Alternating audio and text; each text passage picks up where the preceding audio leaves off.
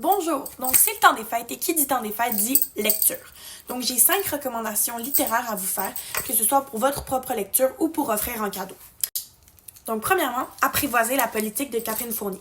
C'est un livre super bien vulgarisé qui explique c'est quoi la politique de la base. C'est super bien pour n'importe qui connaît pas vraiment ça. Je vous recommande vraiment de l'acheter pour l'offrir en cadeau ou pour votre propre lecture. C'est un livre magnifique, vraiment là, 10 sur 10. Ensuite, on a Le sexe du pouvoir. Si vous me connaissez, je vous ai probablement déjà parlé du sexe du pouvoir. J'adore ce livre, je l'ai lu à plusieurs reprises. C'est vraiment une excursion complète dans la politique québécoise et la condition des femmes là-dedans, surtout à l'Assemblée nationale. C'est complet, ça a du guts, il y a beaucoup de sarcasme dedans et c'est appuyé par plusieurs témoignages de femmes qui sont des députés ou des anciennes députées. Ensuite, on a l'essai pour une féminisation du pouvoir. Je n'ai pas lu ce livre-là, je l'ai demandé à Noël et j'ai des bonnes raisons de croire que je vais le recevoir. Ce livre-là, je pense que c'est un livre qui peut compléter le sexe du pouvoir, dans le sens que c'est très court et c'est aussi plus large. Ça va parler du pouvoir en général et pas juste de la politique québécoise. C'est très actuel.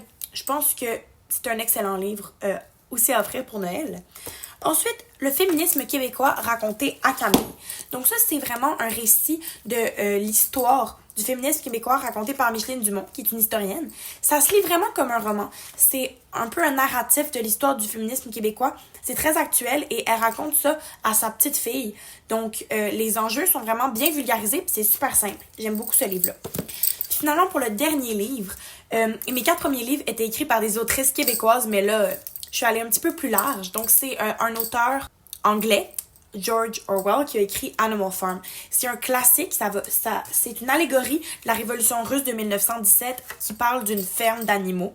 Ça parle de thèmes qui sont très actuels en ce moment, comme la propagande, l'autoritarisme, le fascisme, le communisme. Et c'est tous des enjeux qu'on va comprendre à travers l'œil d'une métaphore. N'oubliez pas, on n'est jamais trop jeune pour s'engager et informez-vous de plein de manières différentes, dont par les livres. Et si vous voulez, je pourrais faire une autre vidéo où je vous parle de mémoires que j'ai lues récemment.